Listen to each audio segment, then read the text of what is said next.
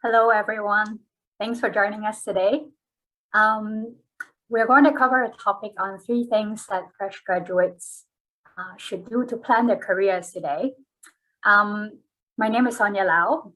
I focus on the recruitment of the master degree programs in ESSEC. Majority of the fresh graduates, basically the programs that is designed for fresh graduates or the pre-experience programs. Let me give you a very quick introduction about ESSEC if you have not heard about us. We are a French business school that is no longer only French, but with multiple locations, a few of them in France, in Cergy, which is a suburb of Paris, in La de France, one in Morocco and one in Singapore. So the programs that we cover today, they are the English taught programs, available mostly in the Cergy campus, our main location, as well as the Singapore campus. So if you have not heard about ESSEC or you have not done a lot of research yet, I would like to introduce a number of our alumni. Many of them these are the ones that are more senior, more successful in their career, that has climbed the career ladder in many of the international companies that you may have heard. So obviously, one of the newest CEO of L'Oreal, it's one of the graduate of the MIM program, and many of the other ones that you may find the company very familiar. And I'll leave that to you to do some LinkedIn research if you're interested to find out more. What makes ESSEC special? I would say ESSEC follows a practice or a method for learning by doing. When students come to us, they are not only learning about the case studies or the classroom setting, but also they will be working directly with many of the company partners that we have. So this is a highlight or a picture of who we are working with in Singapore, because we're based here. So I want to showcase that the companies that we have on campus working directly with our students. So this happens across on many programs. Obviously, it doesn't matter which master degree you choose. In any particular specialization, you always will have a chance to work very closely on particular projects in a specific topic with different companies. So for the management program, for example, we have Decathlon, we have SocGen, we have Grab. In the marketing program, you'll find a number of luxury brands, because one of the specialization is luxury brand management, and also plainly digital marketing. So we have Montblanc, we have Johnson & Johnson. For the strategy program, this is a bit more unique because the students do a very long consulting project. It's actually 7 months long. They work also with some of the brands that you see in other programs, but they work on basically in parallel to their curriculum. They work on this project pretty much throughout the entire journey of the SMEEC program. So learning by doing, and on top of that, of course, there are other things that will happen throughout the program. I'm going to a bit more details later on, but to give you an overview or to give you an idea, usually all the specialized programs, they are very intensive. So typically they are between 8 to 10 months long that students will be spending with us, either in Singapore or in Cergy. And then you have all your classes, and then on top of that you have different business cases, seminars, competitions, bootcamp, and a lot of time you have internships as well. So internship is usually a mandatory requirement in order to complete the master degree. You can also opt for other experiences. If you join the Master in Management program, for example, there's apprenticeship, There are other things that can make your exciting or make your student experience more exciting. So today I basically picked 3 of the programs to deep dive a little bit to give you an idea on what the curriculum is like. If you're considering something different other than these 3, obviously you can catch another session this week, or you can actually reach out directly to me. My contact information is available. You can drop me a message either on LinkedIn or WhatsApp if you want to talk more about your profile or the application itself. So Master in Finance, it's one of the more older program that we have in ESSEC. It started in the 80s and it's already accredited by the Ministry of Finance as an M2 master program. Currently on the Financial Times ranking is ranked number 4 in the world. It has been in top 5 for a number of years. So similar to other master degree that ESSEC has, basically it is very recognized in the industry, and students have a very strong career progression after the program. So if you're looking at ROI, return on investment, the time that you spend in the program versus, the career opportunity or the career prospect that you will be able to get afterwards is one of the highest program. There are 3 tracks available. I'm going to talk more about the curriculum, but basically for students who choose Master in Finance, you have to pick one of the tracks once you join the program. So there are 3 of them: corporate finance, financial markets, fintech, and analytics. There is an option to do a dual degree with UC Berkeley College of Engineering. So basically what that means is if students after Master in Finance in ESSEC, they would like to continue with a second master degree, there is a dual degree set up. However, the application would require students to use your current ESSEC GPA as well as your GRE score. So in case you're interested, there is another application, while you are while you're studying in ESSEC. The program is available in Singapore and in France. Basically, the curriculum is very similar. The main difference for this is the fintech track is only available in Singapore. So if you would like to spend time in both campus, let's say you choose corporate finance or the financial market track, you can switch. You can switch and start. Basically, you can start in Singapore and then you can rotate, or vice versa.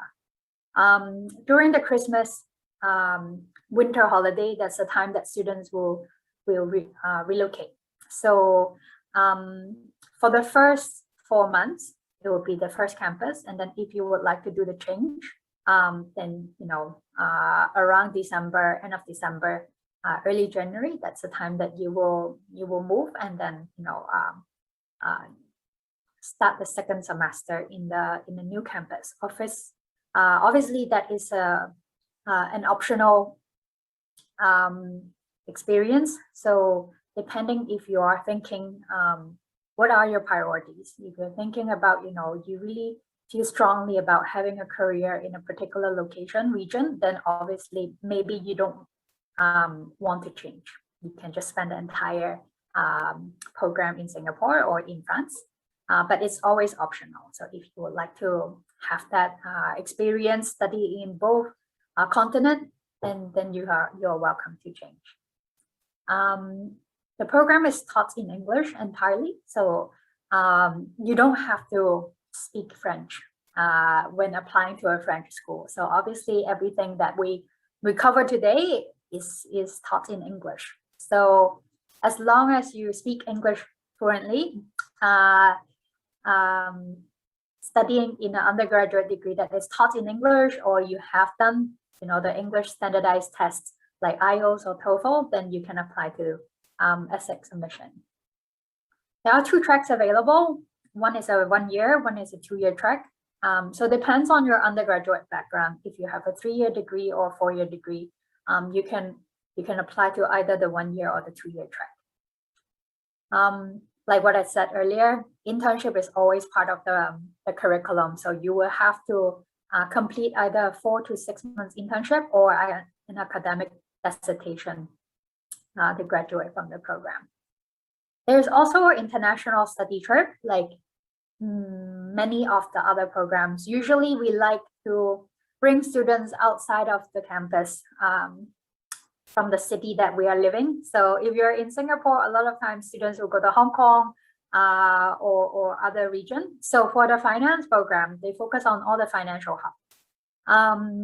There are 2 trips in total. One is in the fall, one is in the spring. So the fall is either London or Singapore. And then the spring trip will be either New York or Hong Kong. Usually it's about a week of company visits and alumni networking events. So if you look at our graduates, many of them are working in these 4 big cities where the most of the financial jobs are based, basically. And one of the last highlight of the program, of Master in Finance program, is we are a CFA partner. So the curriculum is quite similar. In a way, Master in Finance students will be able to, actually they can apply for a scholarship to help them complete the CFA exams. So there are 3 levels in total. So it depends on where you are. If you haven't done any, you can apply and take a CFA level 1. Or if you have already done CFA level 1 or 2, you can apply to level 3 during or after the program. So this is a quick view of the curriculum for the finance program. Like what I just mentioned, basically to put it in table. It is a very intensive program. So usually by October, students will need to know, which particular track they are opting for. But the interesting, or one of the best part about this is actually all courses will be available to the students. By choosing your core track, you are required to take all the core courses. However, you can always take other subjects as your electives. So you can take as many as you like, as long as it fits in your schedule. I have a number of our students, previous students, alumni as examples. So to give you some idea about your a fellow ESSEC student's journey. Siva is a graduate in 2018. He did the Master in Finance program in Singapore. When he came to ESSEC, he has about 2 years of work experience. He did his entire curriculum in the Singapore campus. One of the reasons he joined ESSEC was because he wanted to relocate. So Siva took chance, or he maximized his study trip in Hong Kong. And during that time, he did a lot of coffee chats and met a lot of alumni in the city. So he actually landed his first, a series of interviews with City, with Stanchart. And right after he come back from the trip, he secured a full-time job offer to relocate to Hong Kong. So that is Master in Finance in a very quick view. I need to go faster, so I'm going to give you a much faster view on the other 2 programs that we focus today. So Master in Strategy and Management of International Business. In short, we call it SMIP. SMIP traditionally is a program that designed to help students to gain business skills, a lot of the soft skills, to change career direction. So you'll see many of them previously may not study business. Actually, for Master in Finance also. In ESSEC, there's no prerequisite. You don't have to study the same thing, or you don't even need to be a business student in order to apply to any of the master programs we have. Of course, there are certain interests that you have to have, or there are certain skill sets that you need to have. But as long as you can demonstrate that in your profile, you don't need to have academic training in that particular area. So for this program, many of the students study, for example, engineering, study law, or study something different, but they decided they don't want to have that career. So they need something to help them to make the switch. So this is a really good program for that. Like Master in Finance, there is a 1 year or 2 year track. If you look at the 1 year track, it's extremely intensive. It's only 8 months of classes. It's also available in Singapore as well as Paris. There are 3 tracks available in this program. Corporate finance, corporate strategy, consulting, as well as managing digital transformation and innovation. So it depends on which track you choose. The first 2 tracks are available in both Singapore and France. The transformation track is only available in Paris. The program is entirely taught in English. There are exchange options available in this course. So either University of South Carolina or ESSEC Africa. There's also double degree as an option. So if you choose Queen's University in Canada or the school in Mexico, you can actually receive a double degree. There are international business trip available as well. And then on top of that, there will be an internship or consulting mission during the course. And earlier, like when I talk about the companies, there is a 7 months long consulting project if you choose the Singapore campus in this particular program. And currently, SMIP is ranked number 4 worldwide on The Economist, as well as the QS ranking. So this is a quick look. If you have a 3-year bachelor degree, you will have to start from year 1, master 1. If you have a 4-year degree or already a master degree, then you can start off directly in year 2, the M2 program. So this is just a quick example of the courses. So in a way, Master in Strategy and Management of International Business is quite similar to an MBA. It's a general management program. So there is a mixture of different, areas and different focus. And for you, if you're, particularly interested in certain area, usually the students will be able to specialize through the projects or the internship. So obviously it depends on the location you choose. If you choose the Singapore campus, the courses are more Asian oriented. If basically they're very similar, but for the Singapore campus, it's usually the setting is Asia based, but in France it's Western based, internationally or international based. An example of the SMIP students we have in the Singapore campus last year, Theresa. She graduated from NUS. When she joined ESSEC, she has no work experience. She joined because she wanted to become a consultant. So obviously she had many internships and she took advantage of everything that she can get her hands on to become a consultant or to get more experience.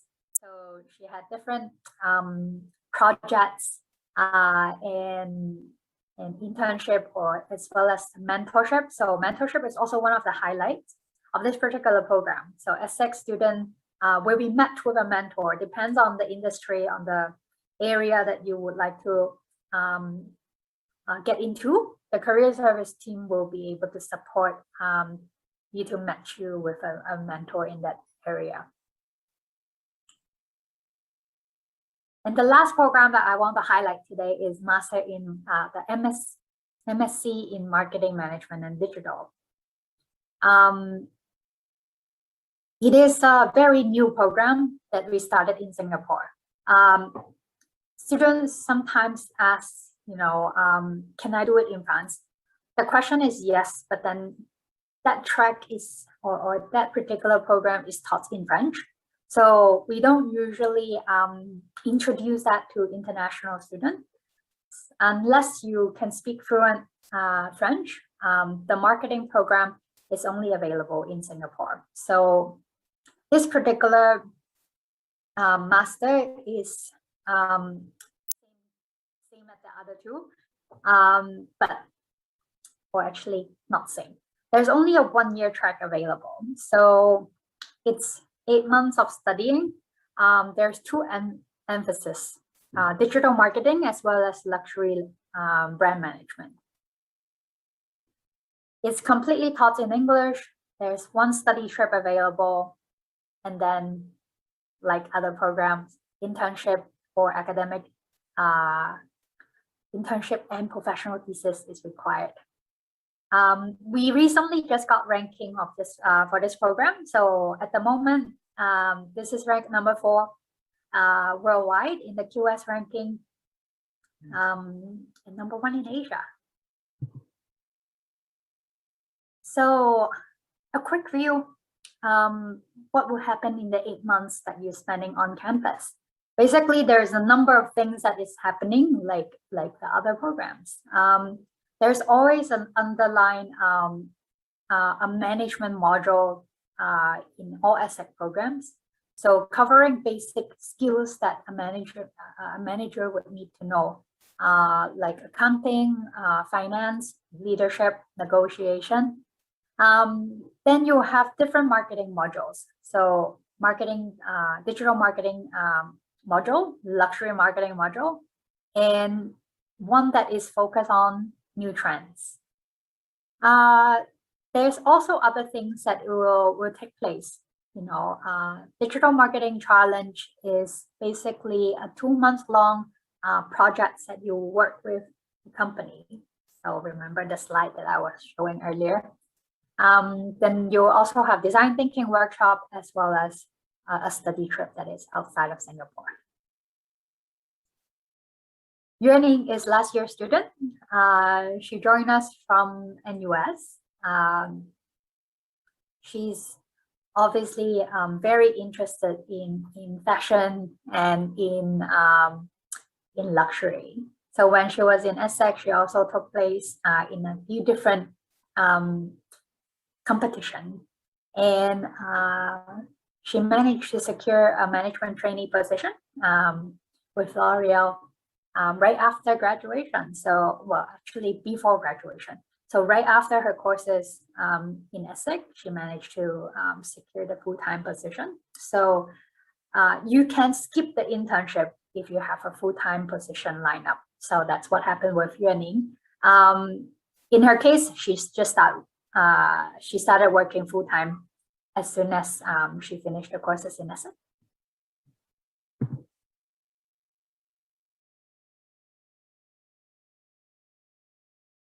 Okay, so actually I have one more highlight. We are launching a new program. So Master MSc in Sustainability Transformation. So this is a program that is only based in the Cergy campus in France. It is similar structure. So it's only a 1-year program. For this one, because of the focus is sustainability. So there are 6 different majors that is available, depends on what their interest. The students or the candidate, the applicant can choose which one they would like to specialize at the point of the application. So for example, sustainable finance or diversity, inclusiveness. So when you're applying, you can actually opt for your first or second choice. there are many cool experiences in this program. The major is basically a chair in the Master in Management program. So there are a number of companies that is already working with ESSEC previously, and the students will be joining with Master in Management students together to work with these companies or these organizations on a particular topic. So that's the major is for. And of course, there are other core courses that is required throughout the entire program. And there's a learning expedition as well as an internship in this program. So for you or for those who are interested and passionate about making change for our society, this program is basically building on that and helping students become a journalist that would be able to contribute towards those area. Okay, so you may have a good idea now about different programs, and if not, then obviously you can contact us for more information as well as looking up on our website. So all the details are there. In general, ESSEC applications are very straightforward, very similar to other business schools. The application requirements would be a CV, a motivation letter, 2 recommendations, as well as a transcript. So you can apply as long as you are in your final year of your undergraduate program. So if you are getting ready to graduate before next summer, then you can start the application now. For all ESSEC program, a GMAT or GRE would be required unless you are applying to the marketing program or the sustainability program. So for these two, the standardized test is not a requirement. The English test is required if you did not attend an English taught undergraduate program, or if you did not study in an English environment. Otherwise, this is all the requirement that you need to have. Depending on the program, some of them will require you to have an interview, some of them would not. So a rule of thumb is the application window is already open until next April. So do refer to the program website if you want to know the specific deadlines. Usually there are 4 runs, except for the SNP program that they have a deadline every month.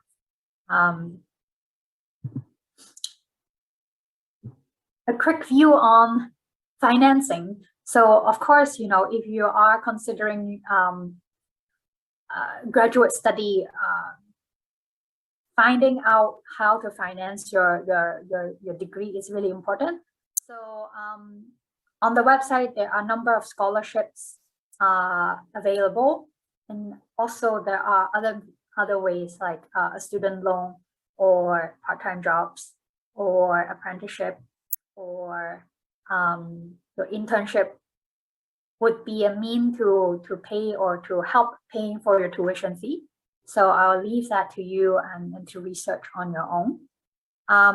Of course, do look at different deadlines. So be aware some of them would be requiring you to apply much earlier in order to meet the closing date. So definitely for example, IFO scholarship, it's one of them. You need to have your results before January. So for many programs, you need to apply in round 1. If you would like to find out more, of course, we encourage you to talk to our students. But today, the highlight, of course, is to talk about the 3 things that you can help maximizing your career. So I want to highlight our career service team, and it's really important that we have 2 of my colleagues here today to share some tips on this particular topic. So the ESSEC Career Service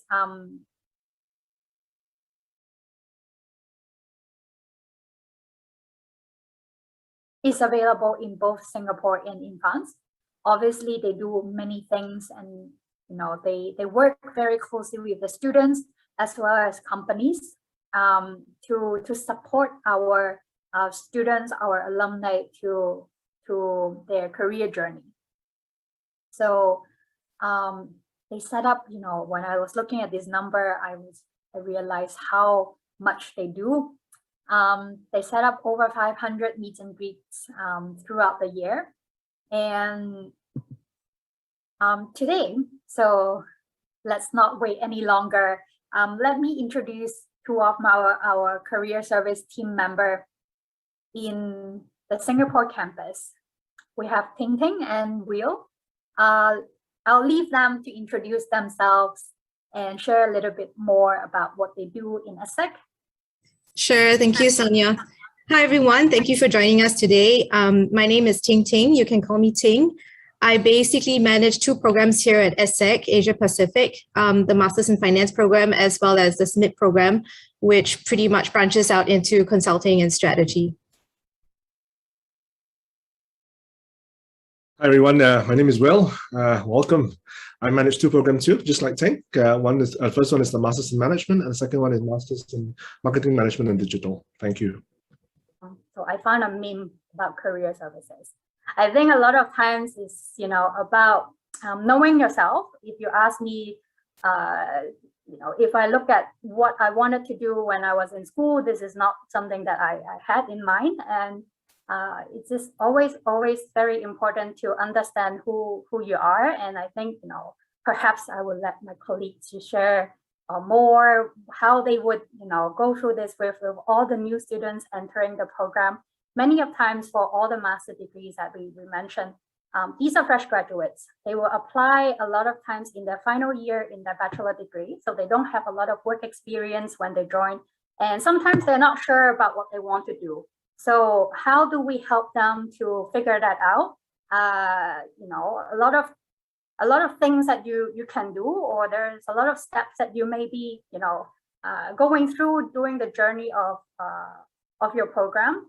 So let's get in there. So I have a few questions that I have written down. So let me just quickly ask. I think the first one I would like to ask Ting Ting is, perhaps like what I said, not everyone has a very clear path or idea about what they want to do when they decided they want to pursue a master degree. So what do we do in ESSEC to help these people? Can you share perhaps a little bit about the Master in Finance program, an overview of the workshops that you provide for the students when they enter the program, in highlighting the career service in ESSEC?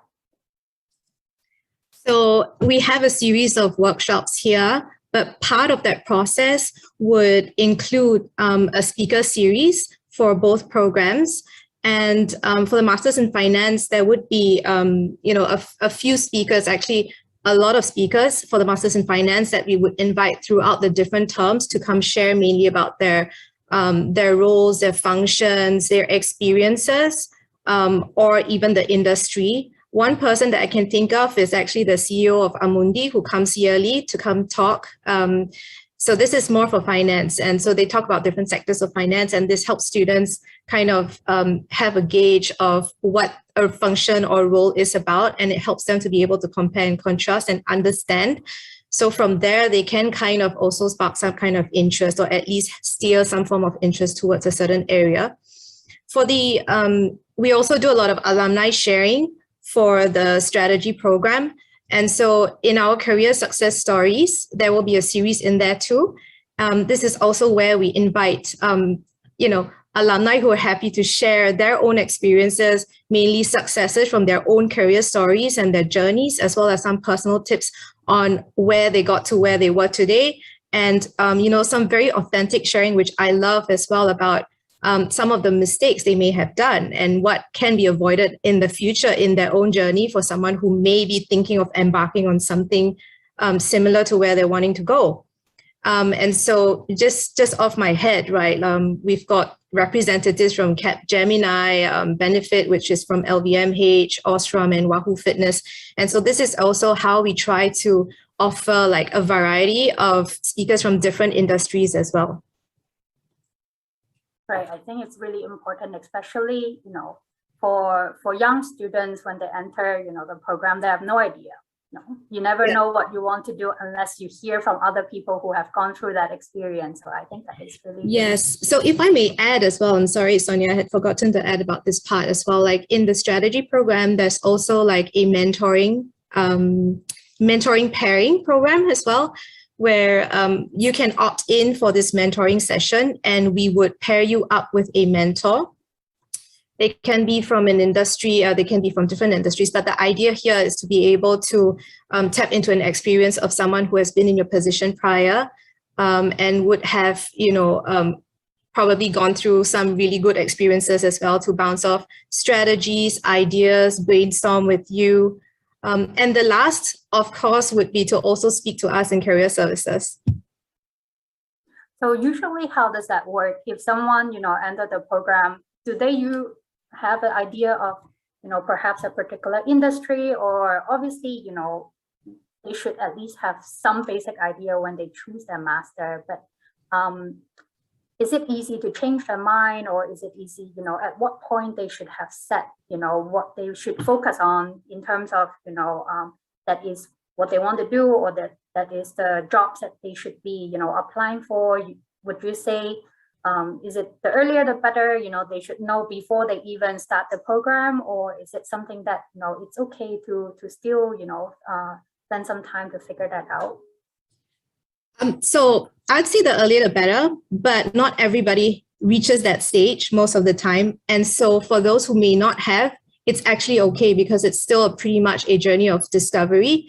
Within some of the programs itself, there will be a stage where you kind of need to choose your specializations by a certain time. So before that period, it's actually good to do a lot of networking, researching, open yourself up to all these speaking engagements that we've already provided as a platform, and start getting in touch, with the speakers, connecting with the speakers, trying to get your coffee chats and trying to talk to them during these speaking engagements or after as well. That actually really helps.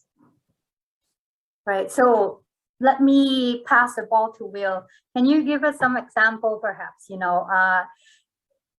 the Singapore campus, for example, like let's say locally here, what are the companies that we are involved or we are connected to, and usually, what is the process, or what is the success rate?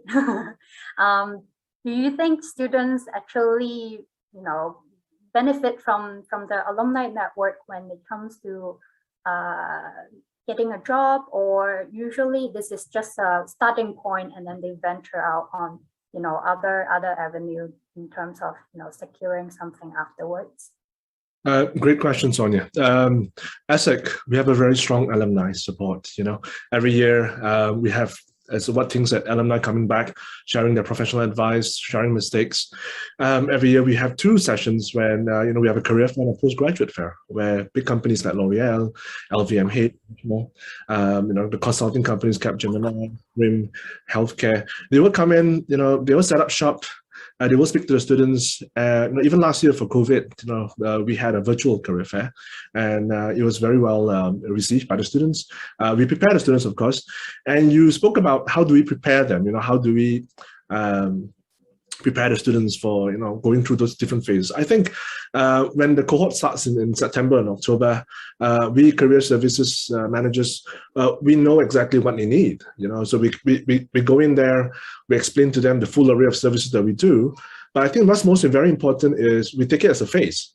So I would very much focus on teaching them the very important skills of networking, right? Because I think networking is a very important set of skills that the students need to have to reach out to alumni. It's not just from the ones that go into the campus and share, but what about those that do not? Not just Singapore, but regionally or even all over the world, in Europe back home maybe. So it's a very important phase that we educate, we empower, and then we bring in the speakers, get them to network. And then they speak to the managers, hiring people, the recruiters during the career fairs. And then come January, interesting, because most of my students will come to me and say, hey, Will, I'm not sure now. I'm not sure if this is the career I want to do. How do we, find out a bit more? So just to relate, this year, there was an interesting case where a Singaporean student came to me, not knowing which side of the business in luxury she wants to go through, right? So after speaking to her, and then getting her to network with people, she landed, in a couple of interviews with a nice cosmetic brand, and then she found a permanent full-time there. So, these are the kind of things we do as a school. So we don't place them in jobs, but we want to make sure they have those skills that they carry forward even long after they graduate, right? So this is what we do in ESSEC, and this is what we are well known for. And right. You asked about success rate, right? I can share only for my cohort. Last year was difficult, but we managed to hit close to 80% of internship by October, November. This year, things got a lot better. By August, both the MMDs and the MIMs, we had achieved close to about 80-90% of internship. So again, the market is always looking out for fresh Bs graduates. This is where I guess ESSEC is strong at. Right. So let me jump in here.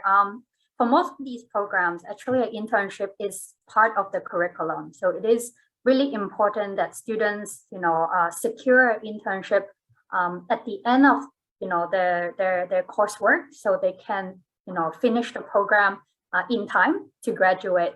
So if you look at, a lot of times students like, what if I don't get an internship?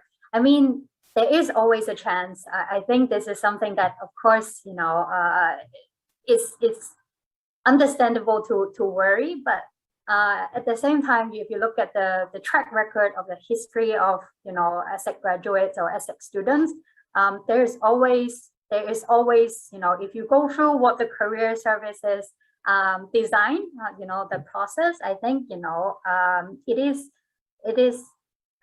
not really a worry. If I look at most students when they join the program, the first month, they are all very worried. And then the second month, they're all very worried. And then by the end of the program, a month or two before they finish the courses, they were like, oh, I have 3 offers. I don't know which one should I choose. So it's actually very common. I think, heads up to the career service team, they do prepare the students very well. And a lot of times, if you follow through and you go out and do your networking and you prepare yourself properly, I think a lot of times there will be opportunities available. Even though during the COVID period, I still see students are able to secure roles or internships in Singapore also. So let's not jump into networking yet. I know that's something that is really important for career service, but let's backtrack a little bit and talk about branding yourself. I think this is also very important. Before you go out and start hunting, you need to sharpen your tools, right? So how should someone start? I would say, how do you make yourself attractive, or how do you make yourself easy to eye-catching enough, for the hiring manager to look at your CV? What can you prepare if you don't have a lot of work experience? Let's say you're a fresh graduate, you just have, coursework, you just finished school, or you're still in school, you don't have a lot of internship. How do we prepare ourselves and make sure our CV is attractive? So should we start with Ting Ting again, lady first? So perhaps you can tell us a little bit of, what career service would advise helping someone who is a fresh graduate in preparing a good CV. So I always see a CV as something that a recruiter would first look at before they meet you.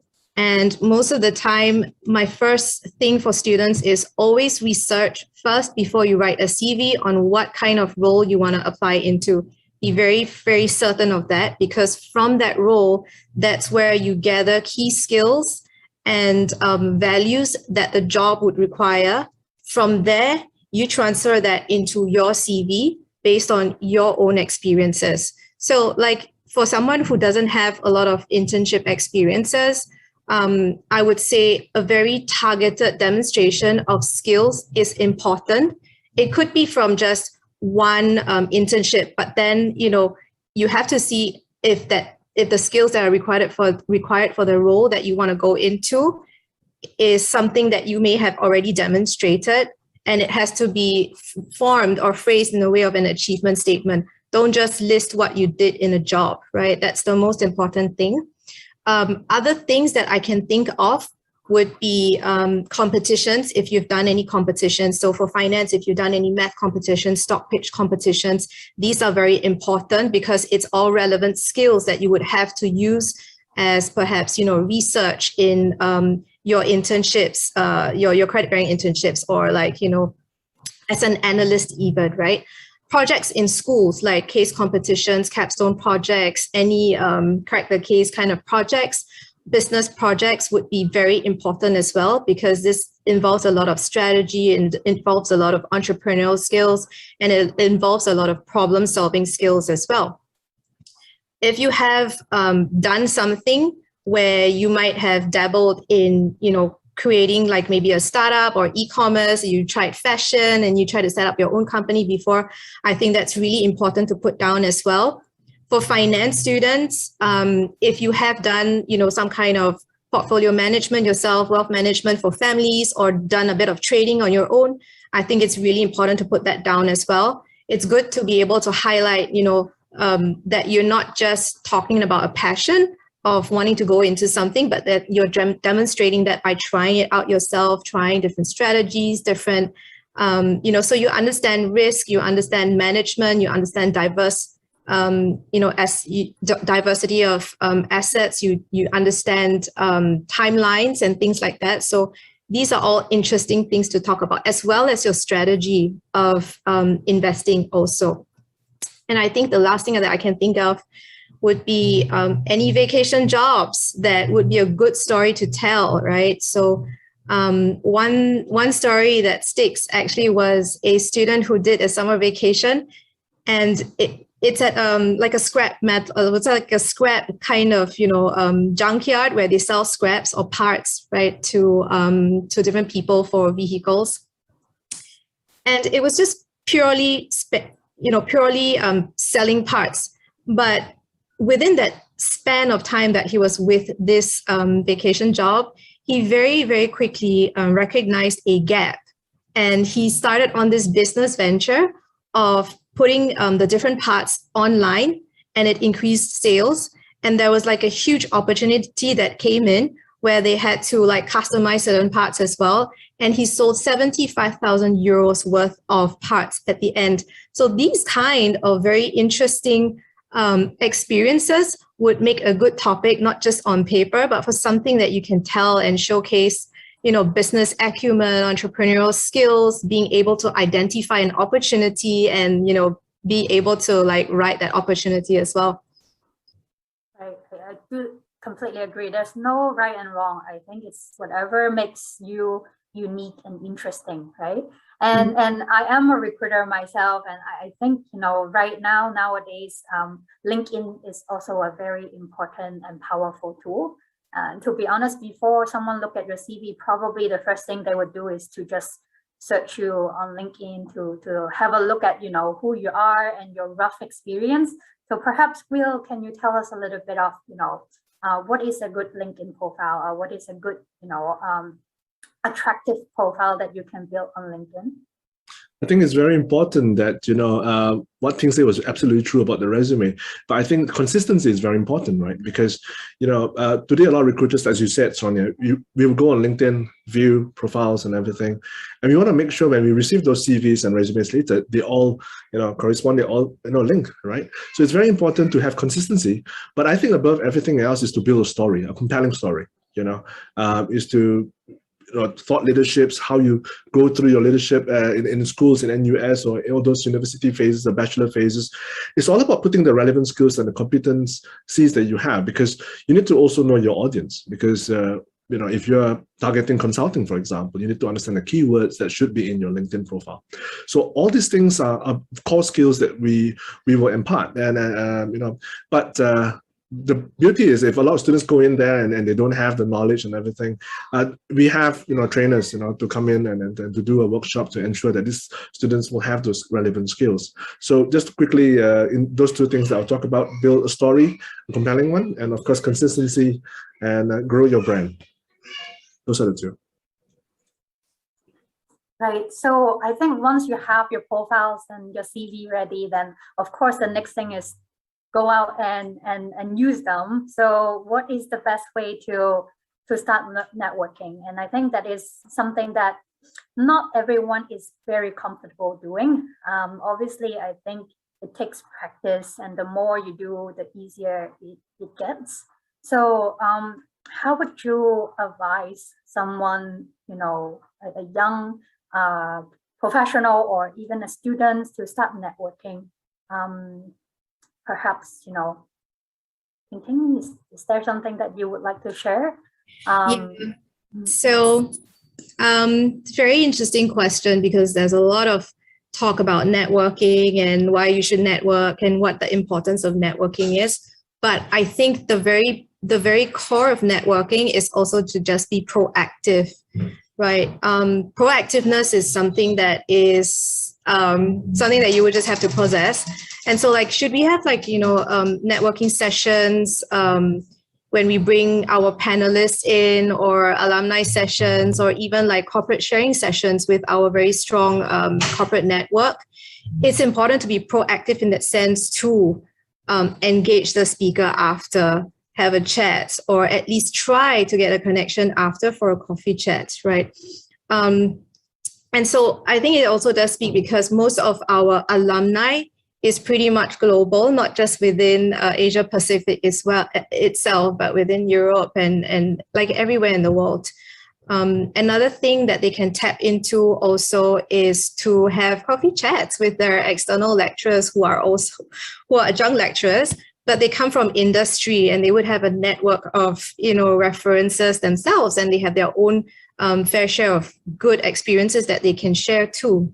So being proactive to network and look at different people, different profiles of where you aspire to be into would be a very good start. So LinkedIn is not just LinkedIn for putting through a resume. Actually, it's just a really good tool as a resource to also look at the backgrounds of people, of roles that you're aspiring to be into as a starting point. Right. I think definitely finding something that is relevant between you and whoever you want to connect with I think it's the key. Obviously, it's very difficult to just cold call or message someone you completely have no idea who or she is, and to ask for a meeting. But I think that's why going to the schools or going to use the network that you have within your circle is really important. I think we actually are running out of time, but let me quickly mention. So if you are interested in the 2022 intake application, the process is already started, it's already open. So feel free to schedule a call with me if you want to talk more about ESSEC. It is an important fact to know that GMAT and GRE is usually required for most of the program. If you are interested to connect with us, like what we talk about today, feel free to drop us a LinkedIn message and don't be shy. Thanks, everyone.